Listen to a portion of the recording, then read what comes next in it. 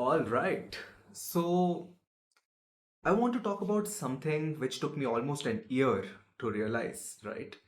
It's uh, it's June 2026 right now, and I shut down my first startup in March 2025.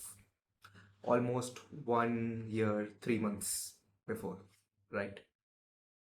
It was a startup related to education where I was teaching people how to build anything, any sort of a product without writing any line of code. And the technology is called no code, right? And I just shut it down. There was just so many factors. The moment I shut it, after a few months I thought it's because of burnout. Then later I thought it's because I didn't want to do something unethical. And then every 2 months, I had some new realization related to why the hell did I even shut it down? It was making money.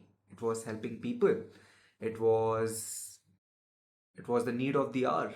Everything was at its place, and still something was not matching up.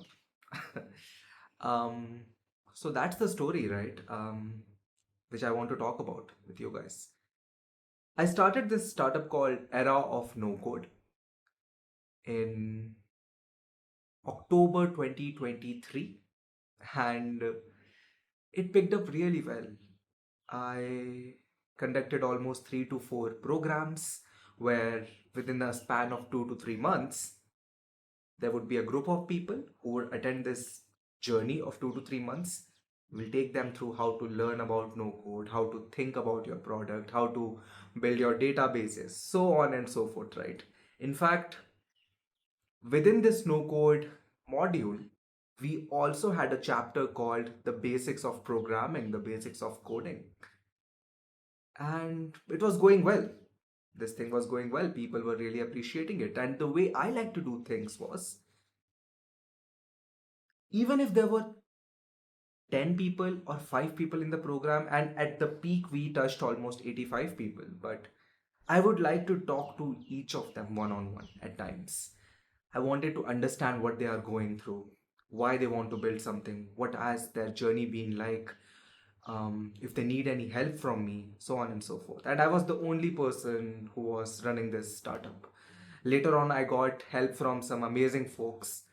Um, but initial days, it was all me who was marketing, who was doing the sales, who was onboarding people, making the videos, taking the live sessions. So it was all me, and I enjoyed doing it. It was not that bad. Um, yeah. So as we went on to this journey, and because I come from a computer science background, I would gradually get inclined towards coding as well at times. And sometimes I would like to write posts on Twitter or LinkedIn related to code, related to, hey, do you know someone who knows how to code this thing better or do this better, or where can I learn about this new technology that has come forward? And randomly, some person reached out to me and he said, Adi, you are someone who is talking about no code, and speaking of code would be bad for your brand. And I just didn't have an answer back then. I just didn't have an answer. I was like, just because I started something, I don't want to get constricted into a small box of you should be doing this and only this for your life, and everything else is a counterpart of this. You should be preaching this as if it's your life, even though it's right or wrong. And I was like, I don't want to do it. This is not me. I would love to talk about code. I would love to talk about a bit of AI programming, bit of no code. Why not? The reason I had a module on programming in this entire no code journey was because I truly believe that if somebody is able to build products, they should not just stick to that stack forever. No code is nothing but an abstraction over multiple things. So why settle for less when our human brain can actually learn so many things, be capable of so many other stuff, and just break their limits at will? And that didn't settle well with me. Another thing which happened was, as we grew, I had to figure out how to get good amount of business for other teammates and so on, and for many other things possible, right?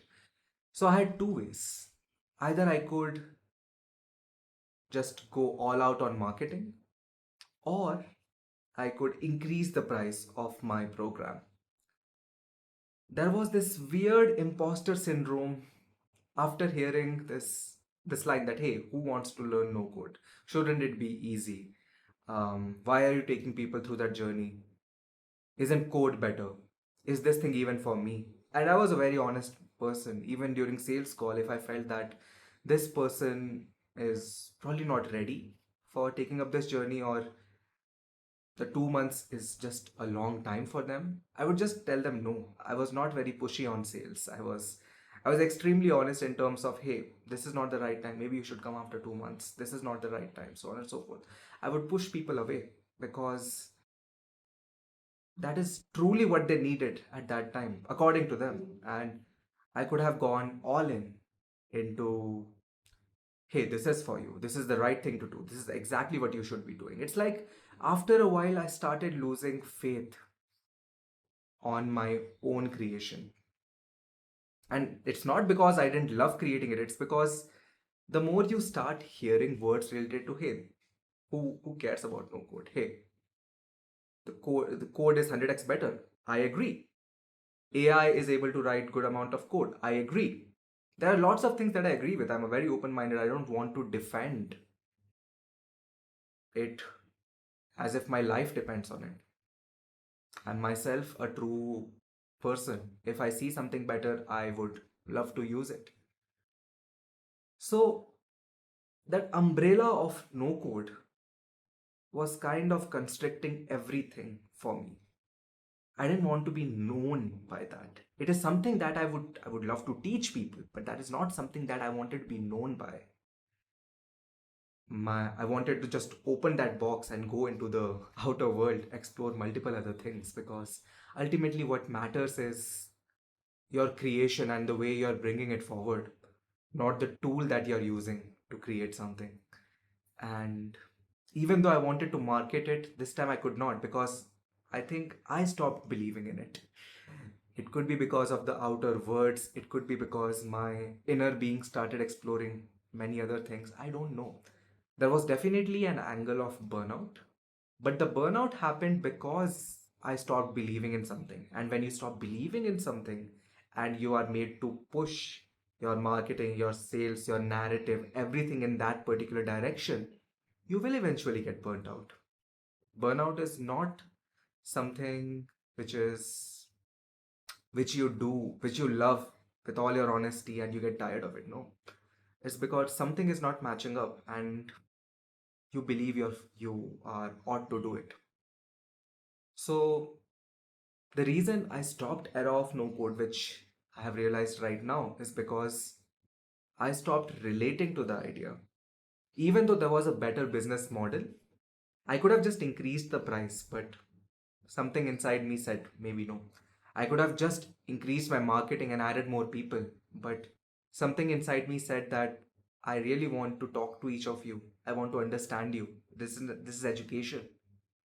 It's not one thing fits for all. Education is not supposed to be that way. It needs to come from honesty, and that's what I wanted to do. And if there are more people, I just could not do it. So the only way was to increase pricing. And back then, I did not have any confidence to do it. So, yeah, it is just an amalgamation of so many things, right? The dilemma, the outer perspective, which outer perspective is something that I have realized I can block right now. Because if you're feeling very true to your own creation, nothing else matters after that. You're able to talk about it for your whole life. And this is the entire reason I started this channel, because I wanted to talk about my creations and what I'm doing next. So yeah, this was the entire reason why I stopped era of no code. See you in the next video.